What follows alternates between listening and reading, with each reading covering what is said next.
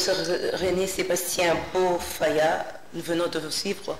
Vous invitez le chef de l'État garant de la nation à ne pas entériner le nouveau président de la CNU comme c'était le cas avec Conseil Malonga.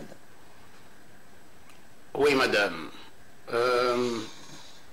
Nous demandons au président de la République, si jamais un passage en force était fait au niveau de l'Assemblée nationale, passage en force qui ferait que un candidat non consensuel soit, disons, sa désignation soit entérinée et que le président de la République ne puisse pas suivre l'Assemblée nationale sur cette voie. C'est lui le garant de la nation, le garant du bon fonctionnement des institutions de la République. Si les institutions du pays ne marchent pas très bien, la personne qui est comptable, ce n'est pas nous, ce n'est pas l'Assemblée, ce n'est pas le Sénat, ce n'est pas le gouvernement nécessairement, c'est le président de la République. Raison pour laquelle nous avons fait de lui le garant de la nation, le garant du bon fonctionnement des institutions de la République. Il l'a fait dans le cas Malonda. Pour les mêmes raisons, pourquoi ne le ferait-il pas pour celui qui est présenté ou qui semble être présenté aujourd'hui? C'est une question de, je dirais, de justice, une question d'équité, une question de réalisme, et le pays gagnerait beaucoup. Parce que c'est une question de respect des textes, de respect de la procédure, et la politique doit tenir compte d'un certain nombre de choses.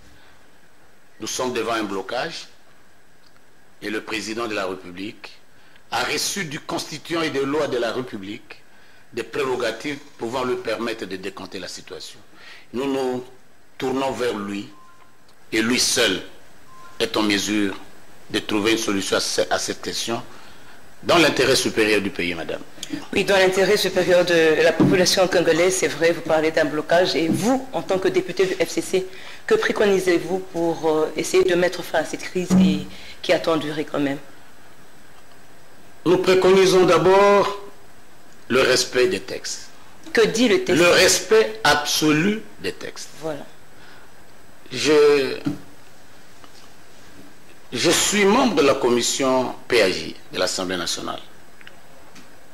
Je suis l'un des rédacteurs de la présente constitution. Je suis aussi l'un des participants, et pas les moindres, à la commission qui a adopté le texte actuellement en vigueur.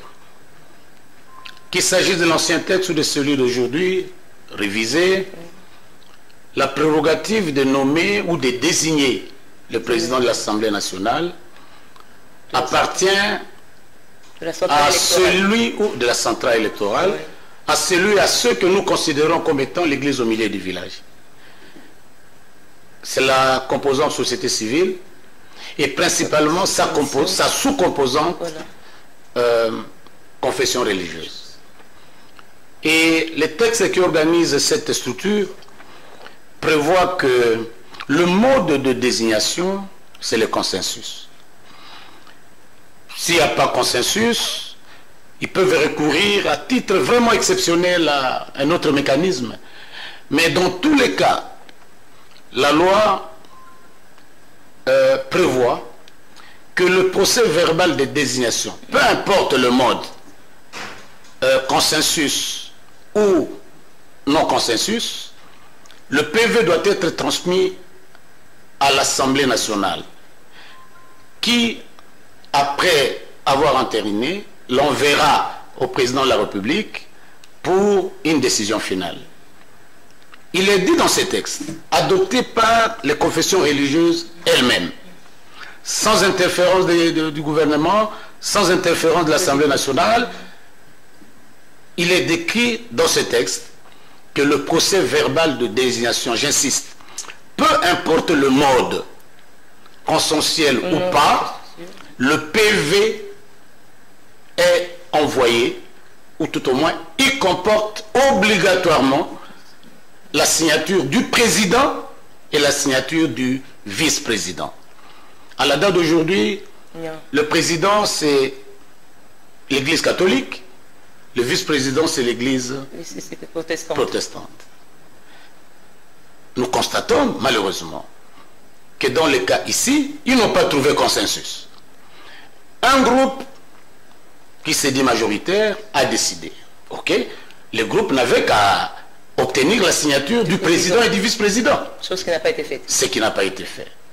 Et par conséquent. Par conséquent, ce PV qui va remonter jusqu'au président de la République, naturellement, il n'est pas valide.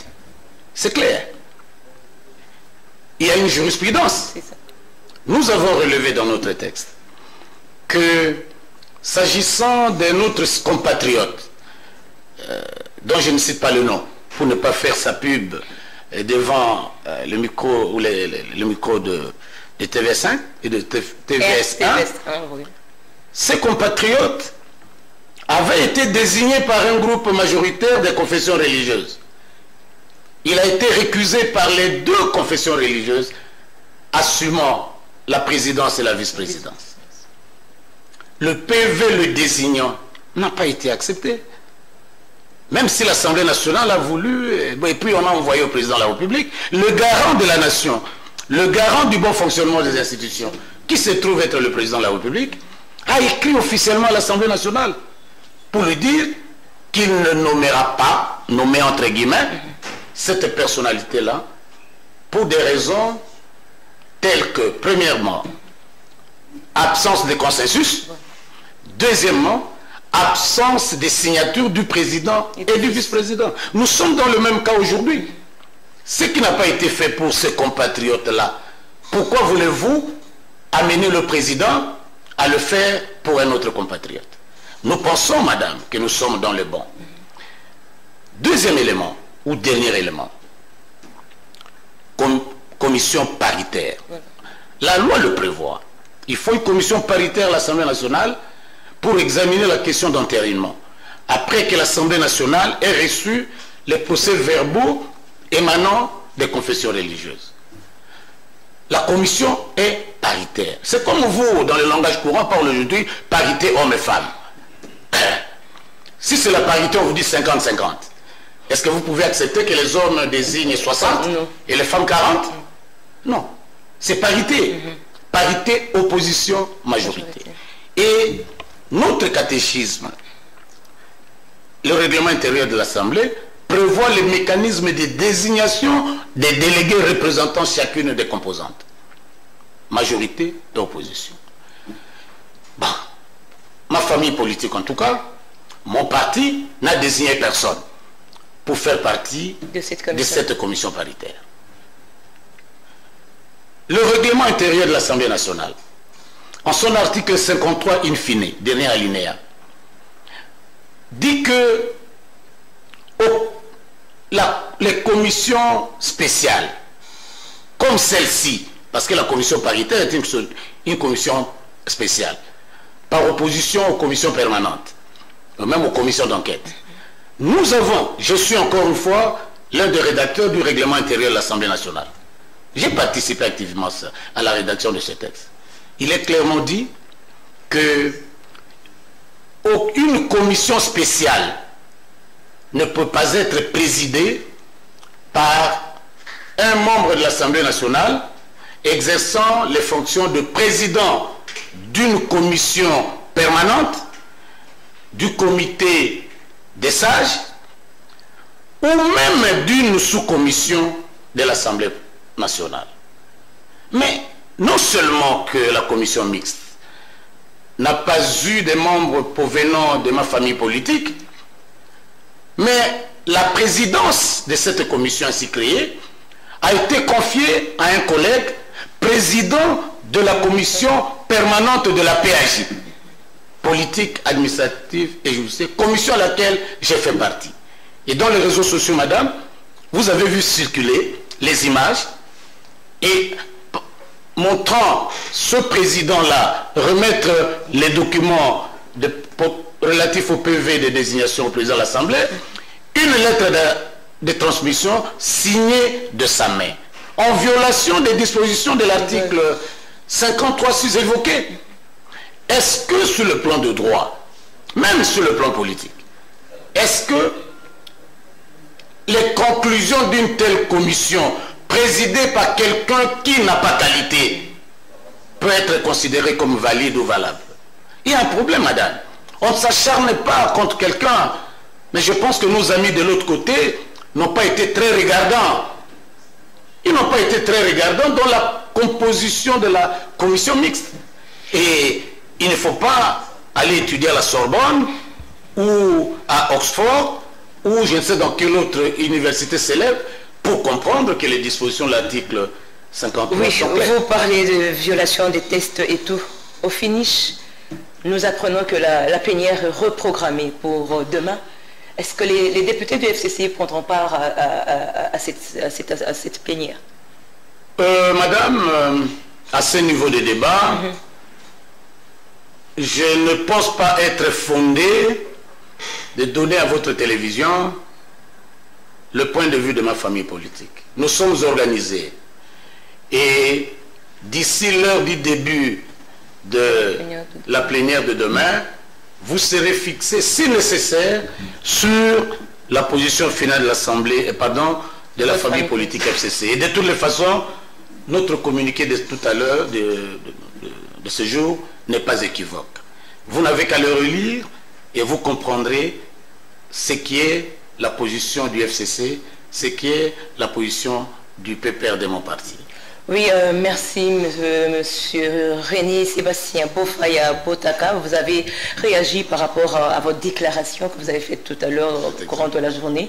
Nous vous remercions d'avoir répondu à notre invitation.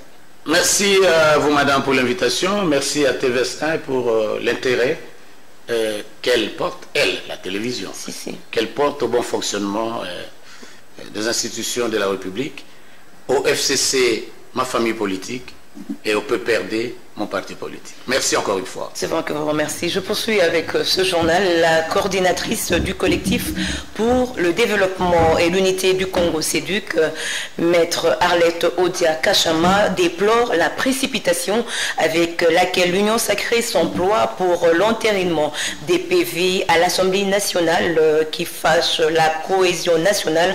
Un groupe d'individus qui promet le processus électoral qui met le processus électoral en otage.